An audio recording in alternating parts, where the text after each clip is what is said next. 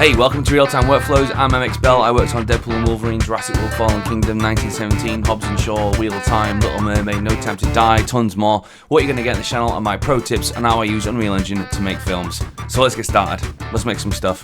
See you down the road. So when I started using Unreal Engine to do this stuff, the blending animations thing fucking blew my mind, right? And it was the reason why I've been trying to get to working. Maybe in Maya these days it does, but I was working on the Little Mermaid the year before. So I started using Unreal in 2020. At the end of 2019, I've been working on the Little Mermaid, and I remember I was trying to get what's it called, a time editor, I think, in Unreal in Maya to work, and it worked. And when I opened Unreal Engine, I saw it. It's like, this is exactly what I wanted the time editor to do. Maybe these days it does it. I don't know. I've stopped using Maya for the most part.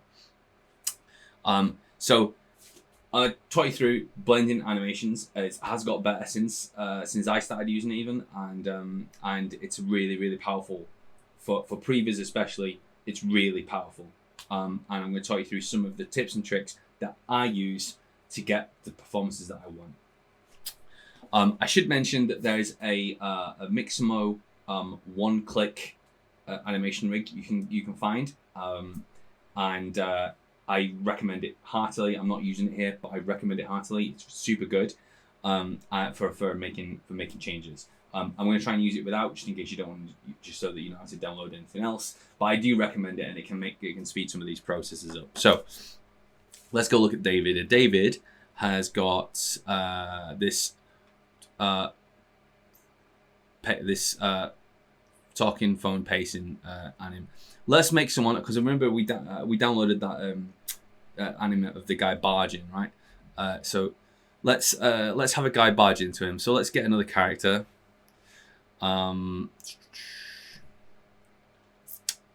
Who's this cop? Let's know this cop guy, right?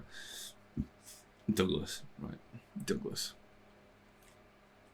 Okay, so let's bring Douglas over here. Actually, well, remember what we're going to do is we're going to attach him to our movie character so that he's in the right place, and he continues to be in the right place. So now we'll move him here, and I'm going to add I'm going to add the walking animation to him. So we've got a walking. There he is. So he's walking. I might put this into another video actually as well, but I'll cover it here quickly. This is my little technique for animating characters. You want them walking on the spot, right? We want to be able to control their movement through space with keyframes. So we're going to move everyone walk on the spot. So if we hit W and we set this to local, we can see the angle he's going to walk at. Right, so he's going to walk in the Y, which is pretty good, right? So in theory, he's going to do that, and he's going to walk into. So actually, I want him to be kind of there. I'm having barge into. Well, maybe barge into him around here. So it looks pretty good, right? So he's going to barge into him. I'm making this up. I've tried it before. This specific animation. I mean, so we're going to put a keyframe on Douglas, and then we're going to go forward an arbitrary amount of frames and push him forward an arbitrary amount of distance, right? Completely arbitrary. I'm going to open my keyframes and we'll bring it up here. So Douglas animation transform. Now this is an important curve, right? If you've not seen this before, you're not an animator, that is an ease in, ease out curve, okay? Easy in, easy out, which means the motion starts pretty slow, it goes up and it stops.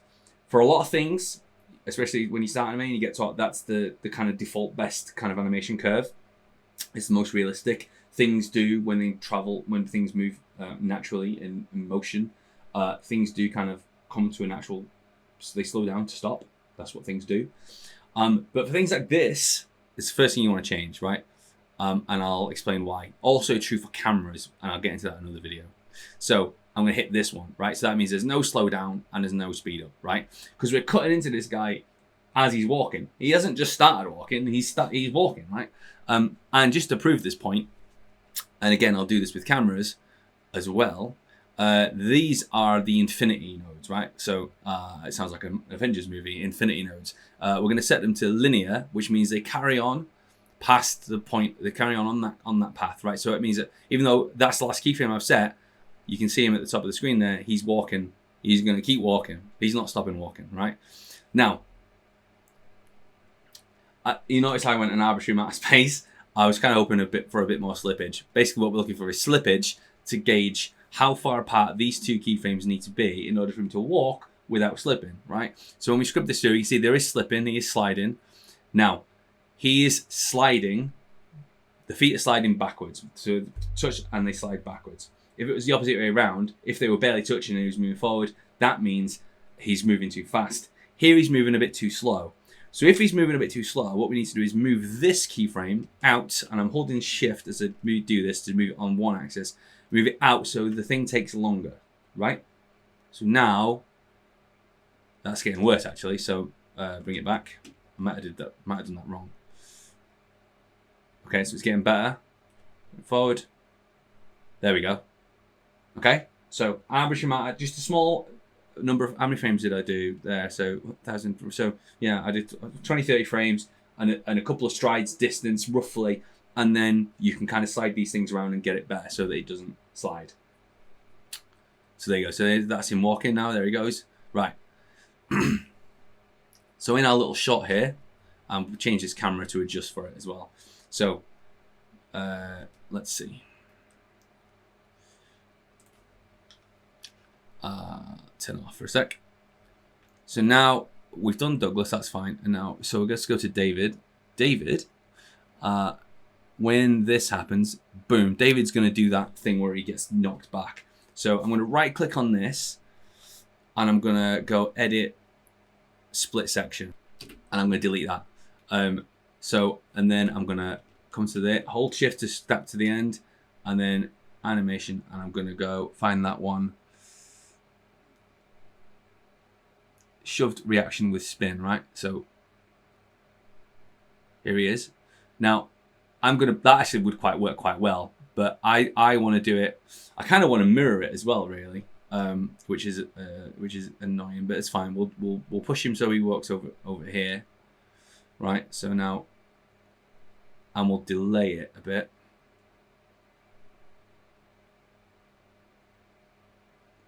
There he goes, right? Now, here's the problem. See that pop because we're blending between the two animations, right? So here's what I'm going to do. So this one, let's see. The first time is the key bit. So come back a frame to 1046. Let's just bring this in. 1046. Right. So what foot is he got planted? He's got his left foot planted. Okay, and then this guy puts his left foot down there, right? So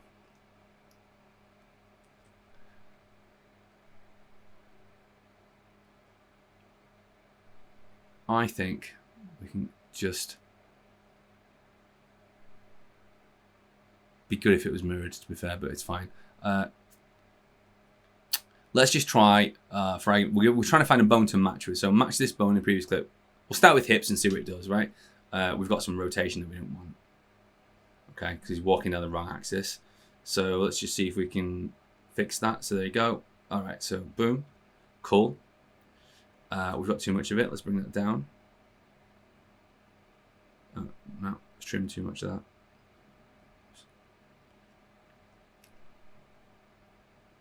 No, still doing it wrong. Still doing it wrong, Martin. There we go. Right, so now... Boom. Okay, too much of that still. Why is that? Split the difference. There it goes. Okay. So we'll just do the match again, just to reset it. So right click and match with hips. There we go. And then I'm just going to do a little bit of an overlap. So now, boom. Hey? Right? No, that's fucking good, isn't it? That's fucking good. Well done, Unreal, right? And our camera even works for it, which is amazing, more or less. I might just tweak the camera while we're here, just for fun. That's good. By now, I would say we should be coming over here, letting him push the edge of frame.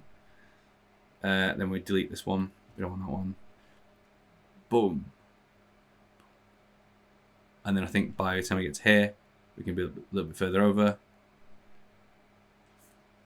And that's cool, eh?